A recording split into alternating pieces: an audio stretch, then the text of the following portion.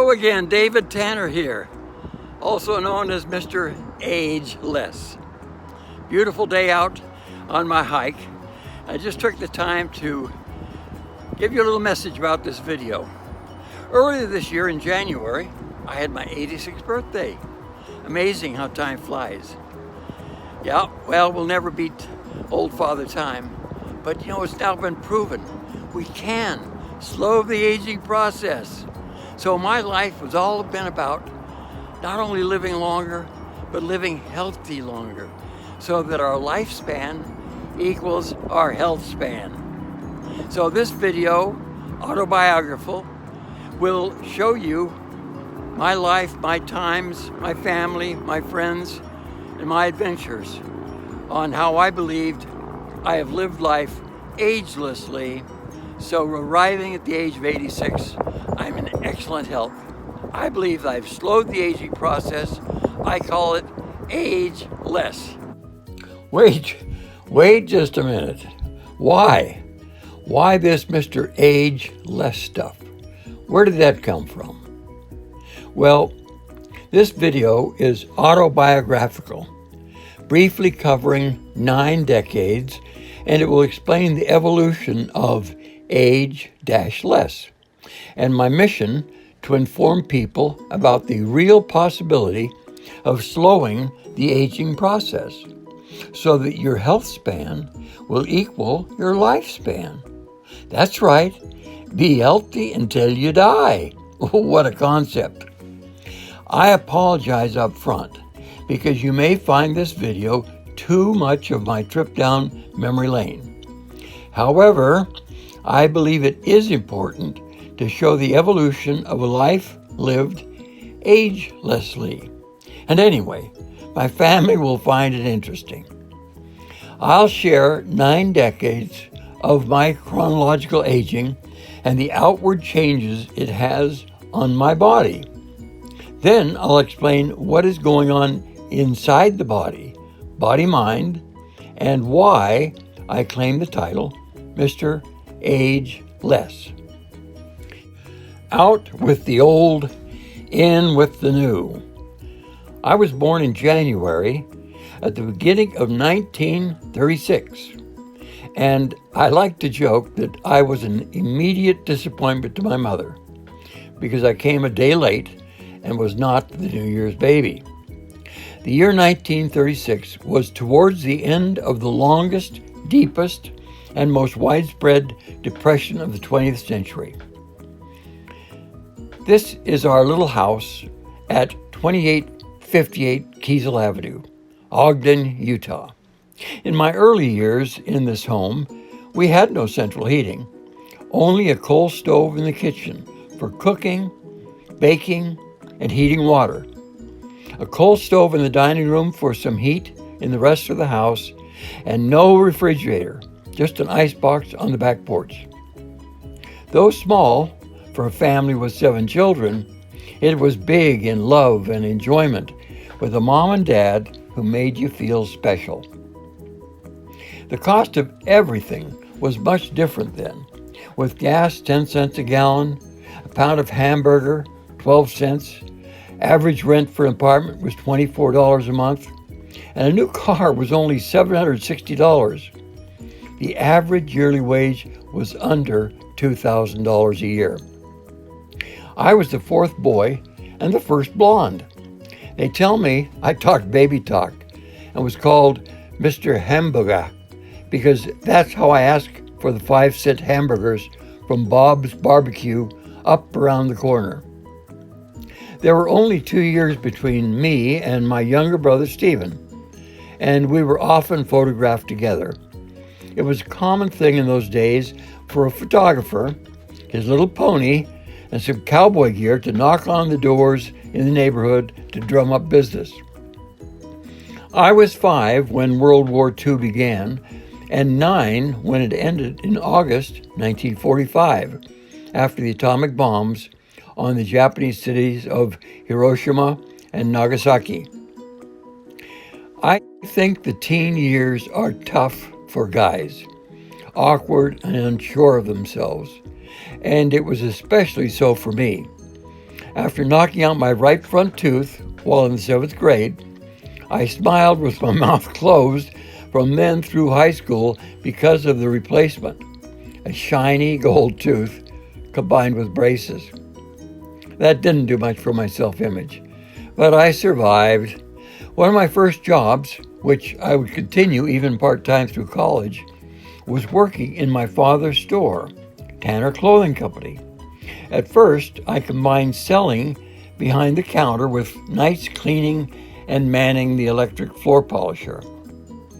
In the 1950s, the price of a pair of Levi jeans was $3.75, and the most expensive silk tie was $2.50, while a fine sport coat was only $35. My team sport attempt in junior high school quickly showed my lack of athleticism, as you can see by my team picture. I wasn't even given a football jersey with a number. At Ogden High School, my swim team attempt amounted to only one embarrassing race, so I settled with being the sports editor for our newspaper, the Tiger Highlights. My 20s were exciting, growing years at college. I was elected president of my fraternity and president of the Interfraternity Council. Here, I was chosen by the Daily Utah Chronicle for a pictorial history on how a fraternity man is made. Rushee, pledge, goat, and active. You get the girl when you finally become active. My nickname, because of my abstinence from alcohol, was David O. McTanner, which was a nod to the LDS church president at the time, David O. McKay. But for some unknown reason, I was also called Bird Dog, something about other guys' girls. I worked part-time during holidays at Collins, a popular Salt Lake men's clothing store. My Navy ROTC scholarship commitment included midshipman summer cruises to Barcelona, Spain, Little Creek, Virginia, and serving on one of the last Navy battleships, the USS Wisconsin, BB-64. We conducted 16-inch gunnery exercises off of Cuba, then transited the Panama Canal and steamed down the west coast of South America to Valparaiso, Chile, and the opportunity for some summer skiing in the Andes at Portillo. Upon graduation from college, I was commissioned an ensign in the U.S. Navy, regulation haircut and all. My first posting was as a deck officer on the USS Renville, APA 227, stationed in San Diego. After only 3 months, we deployed for a 6-month tour in Westpac, which included Okinawa, Hong Kong, the Philippines, Taiwan, named Formosa at the time, and Japan, where I joined the Marines on an exercise in the foothills of Mount Fuji. One of our next ports of call included a month as station ship anchored out in Hong Kong Harbor. Because of the lengthy stay, I missed driving a car. So I purchased a shiny red MGA Sports convertible. It was an immediate hit with a young Scottish lass, chaperoned by her little brother. The Renville was equipped to carry Marines and their equipment, so I was able to hoist the car into the ship's cargo hold when we left Hong Kong, and then offload and drive it at our stops in Okinawa and Japan.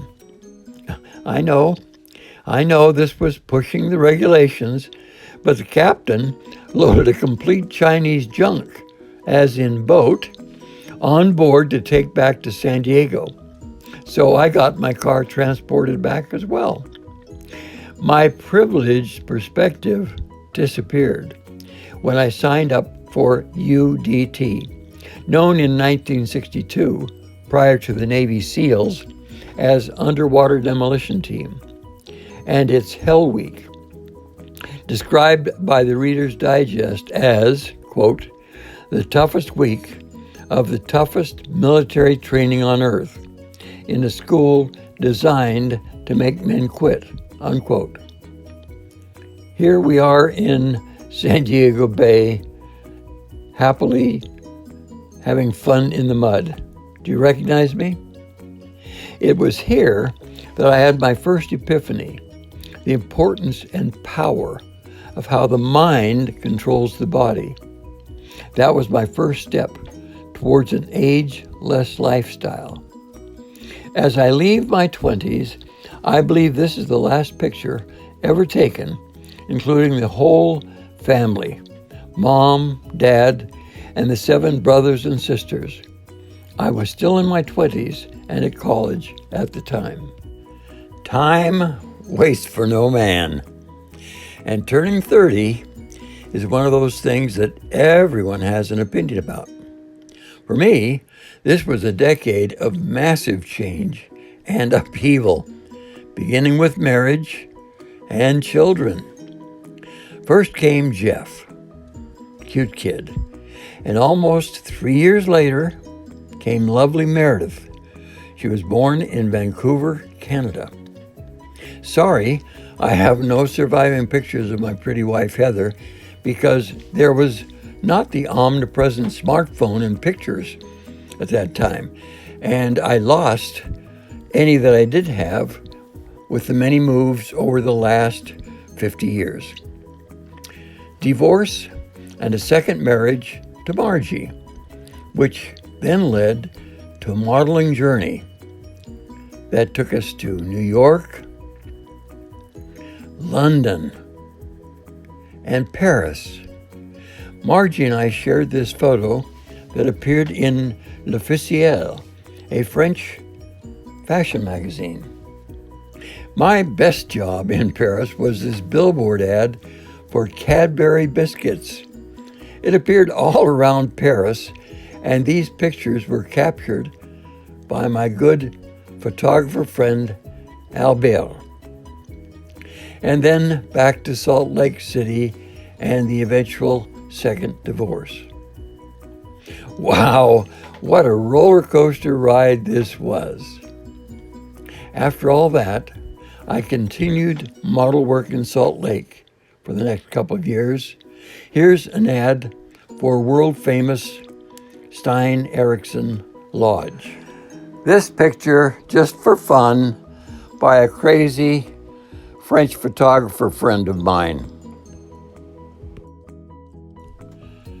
A loving mother of 7 children, an artist, a musician, and mentor to many, my mom died in January of 1973 at 71 years of age. No one can outrun their chronological clock, but one can run a marathon. When my 40s caught up with me, I was single once again, and one of my friends made a bet that I could not run a marathon in under 4 hours.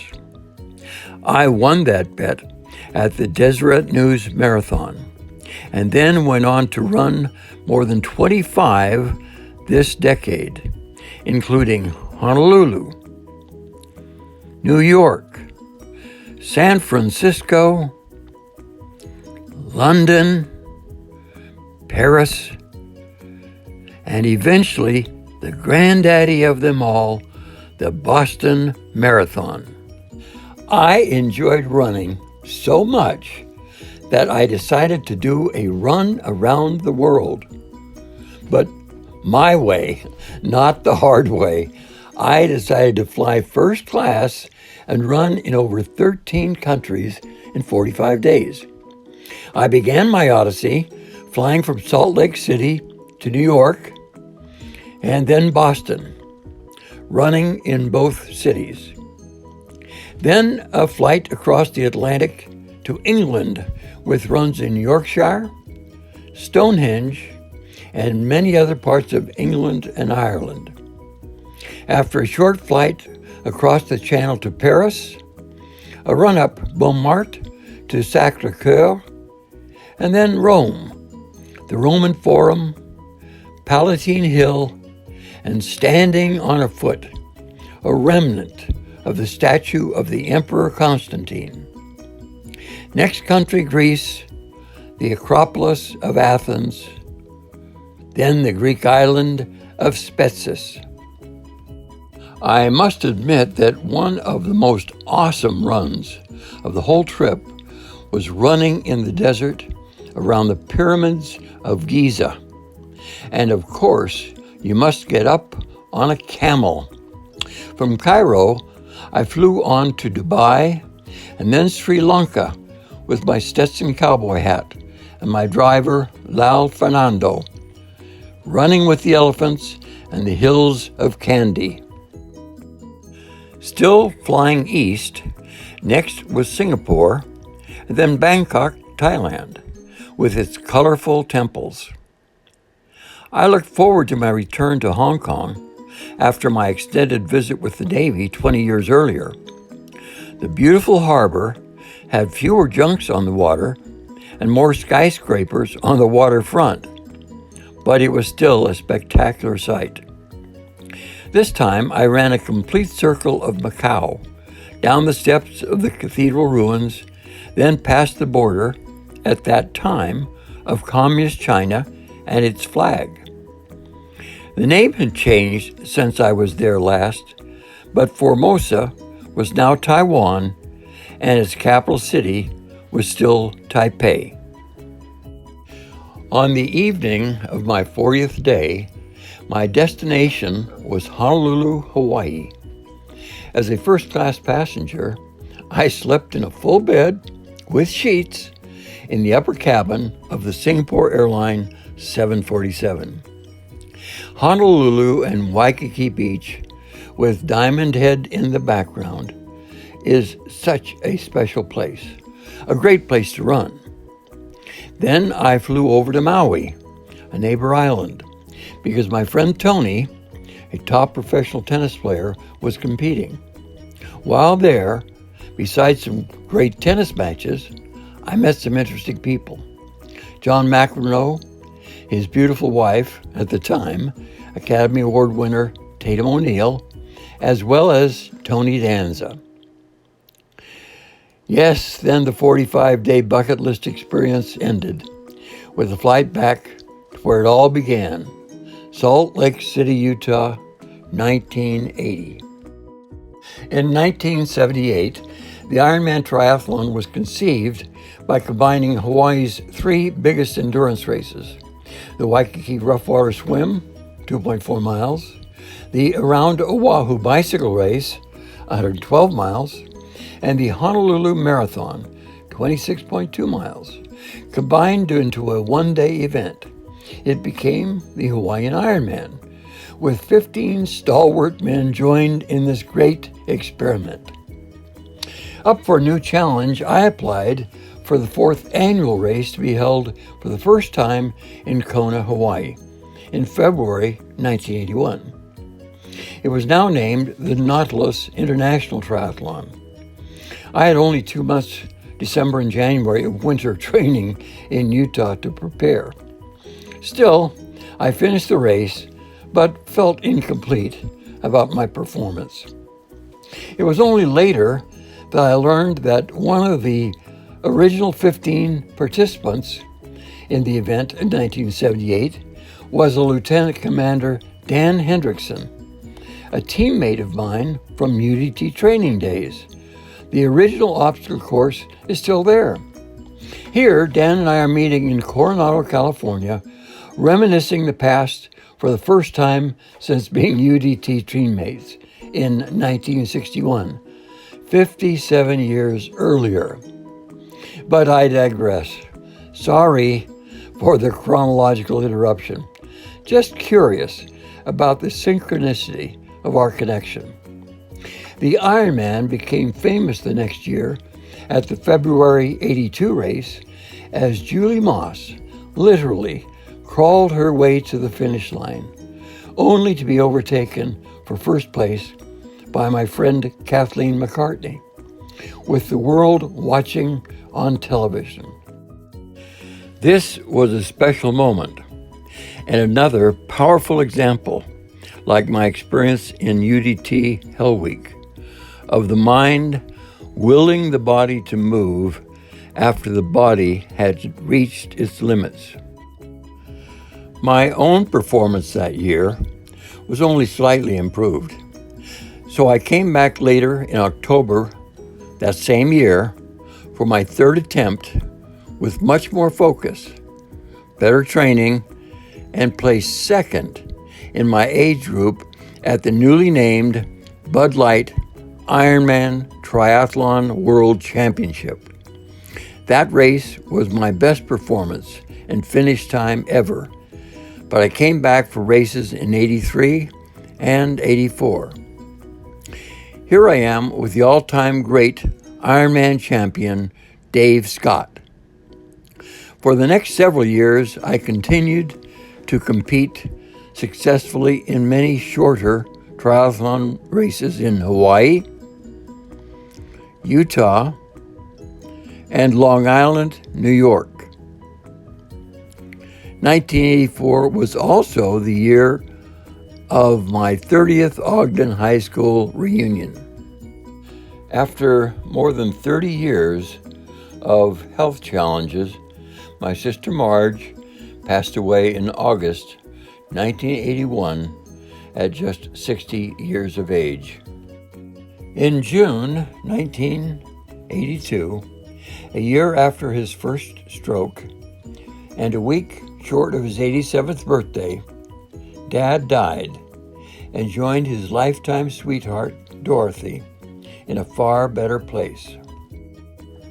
Time keeps rolling along, and no matter how we try, we can't stop the clock.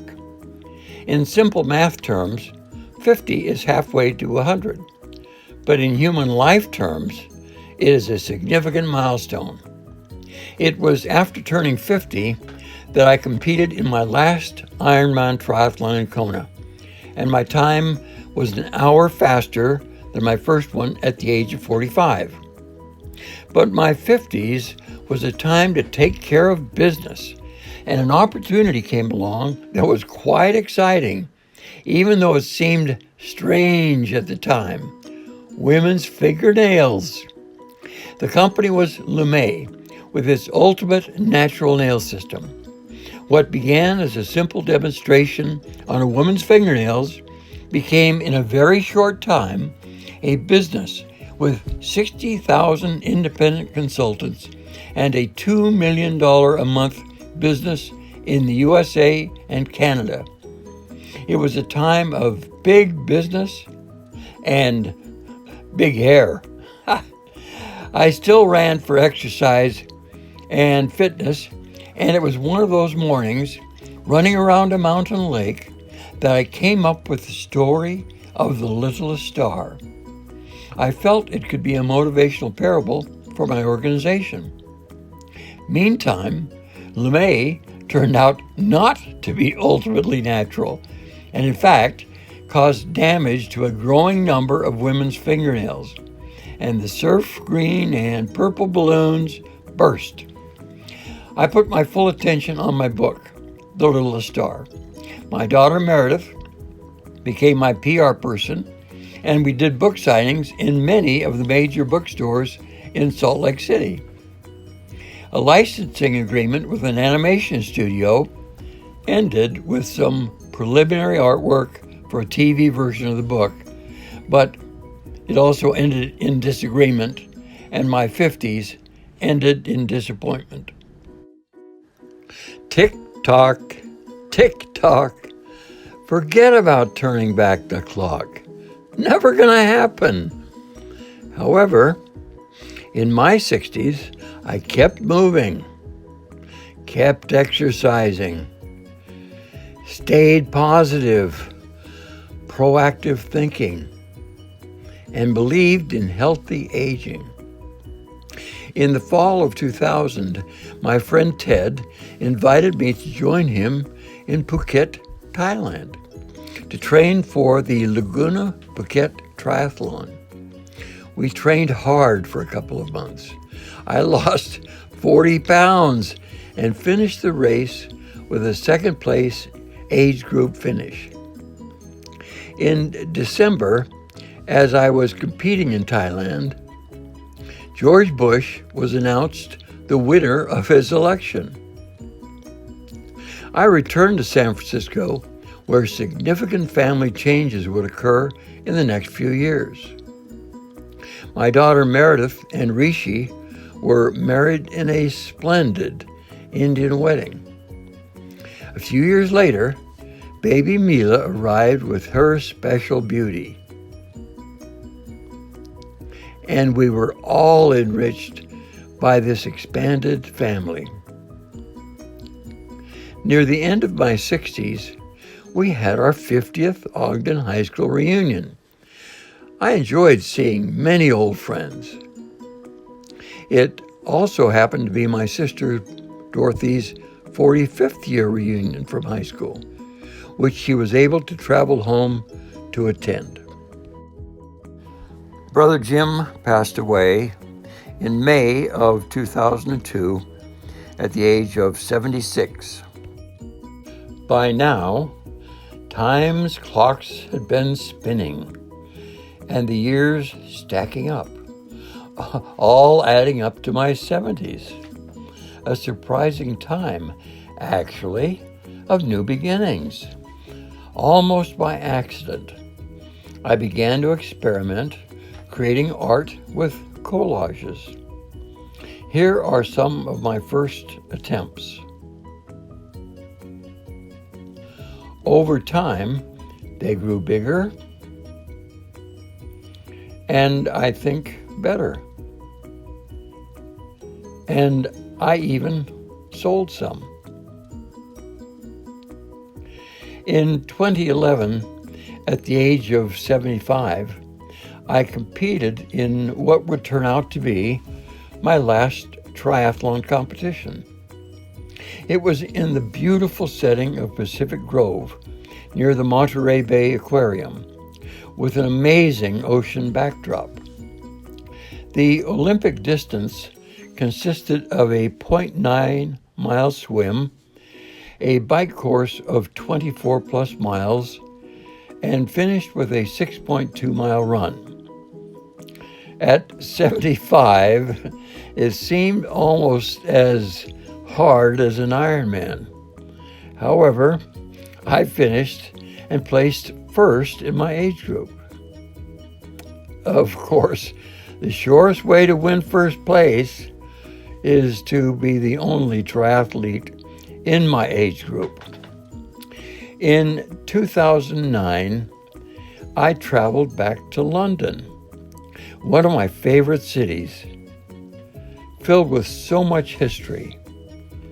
Tower Bridge, the British Museum, St. Pancras Railroad Station, Big Ben and Parliament, Centennial Bridge with St. Paul's Cathedral in the background.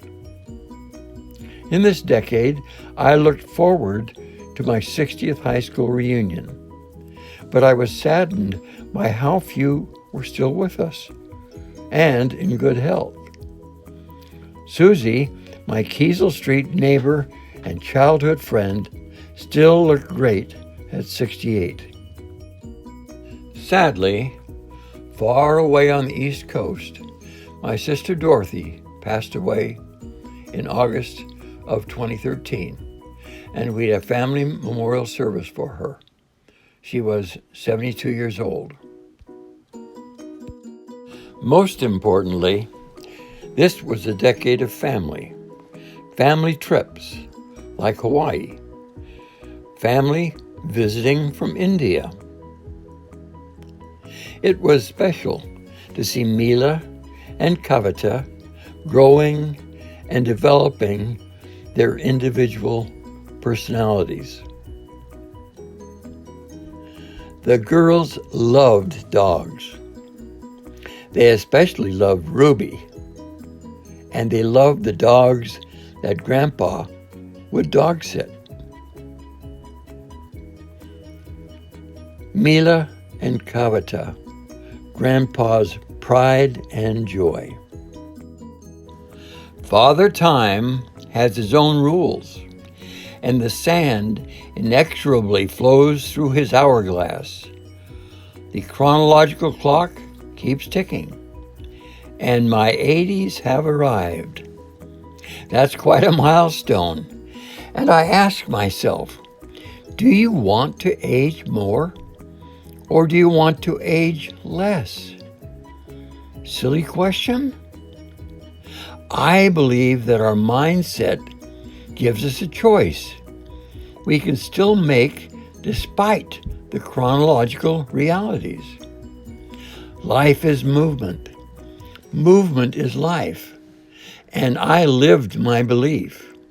Keep moving and improving. I published 3 books on the subject of slowing the aging process while coining the term age-less. The books Age Less Answers, Younger Next Month, and Age Less Mindset. No one is ageless, but all of us can age less if we choose an age-less mindset.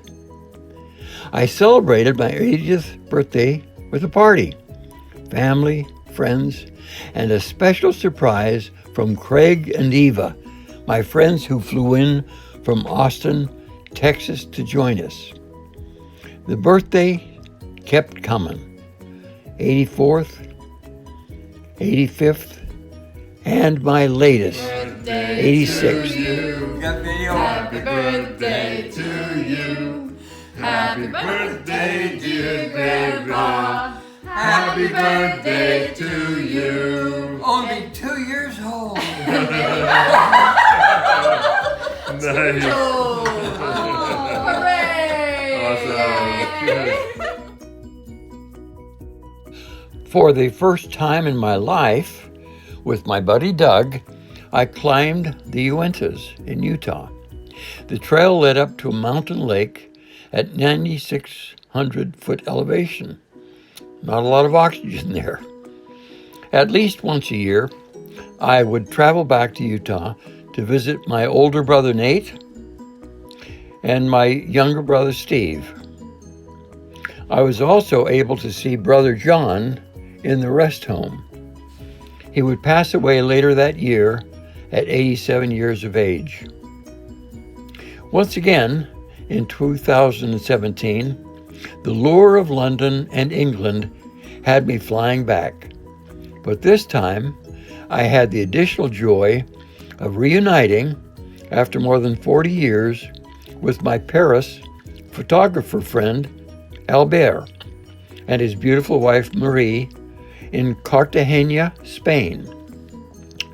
Cartagena is one of the most appealing destinations in the Mediterranean area, a port city with more than 3,000 years of history. Albert and his wife had moved there from Paris, and they were wonderful hosts, wining and dining me while visiting beaches and historic sites like the old Roman theater.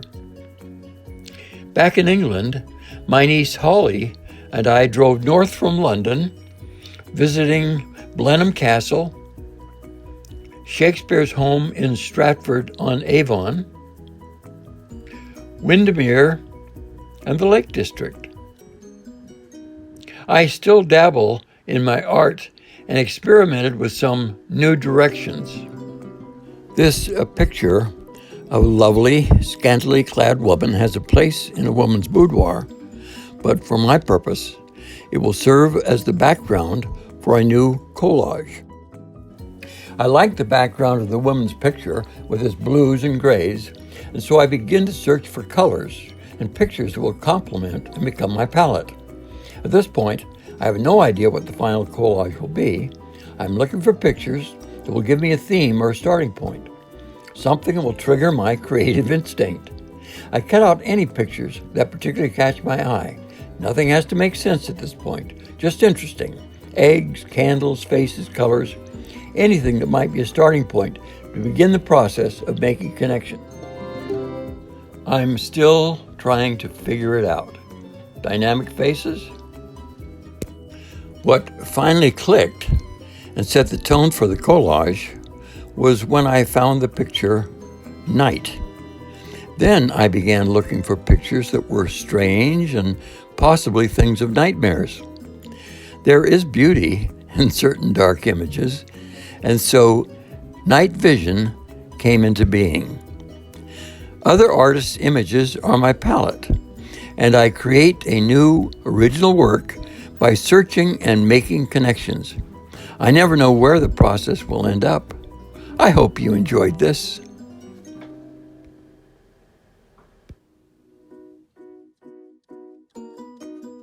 My granddaughters, Mila and Kavita, continue to blossom and make me proud. They are beautiful and a true blessing. Through my 80s, I keep moving, hiking and jogging the local trails. Take a look at the view I'm enjoying sitting on top of one of my favorite hills on my hiking trails. Remember, life is movement, and movement is life. My research and philosophy in our ability to slow the aging process has recently been reinforced by Tony Robbins' new book, Life Force. Scientific studies now show that, quote, a positive mindset can reverse the aging process. Remember that saying? You're only as young as you feel? The science tells us it's true, unquote. So to conclude this video, in this, the third month of my 87th year, I find myself happy, healthy, with no prescription drugs, no glasses for reading, driving, computer, or smartphone. No glasses, period. And I have been free of colds, flu, and COVID for the last 2+ years. You can see from this screenshot that my internal age is 60 years. It indicates 82 as my actual age, but that is as far as their age scale goes, and my actual age is 86. So aging less seems to be working. I eagerly look forward to new opportunities and adventures, and I repeat my praise phrase daily, over and over again, repeating, I am youthful, fit, and healthy. Health is our most important asset. Your life, your choice. Abraham Lincoln had this advice: most people are as happy as they make their minds up to be. I would paraphrase that advice this way: most people are as old as they make their minds up to be. The same old thinking, the same old results. We each have a body with a brain. We also have a mind which is not just body and brain. Retrain your mind. Practice being present. Make your own path for good health. Healthy aging. Think age less and create a life you love.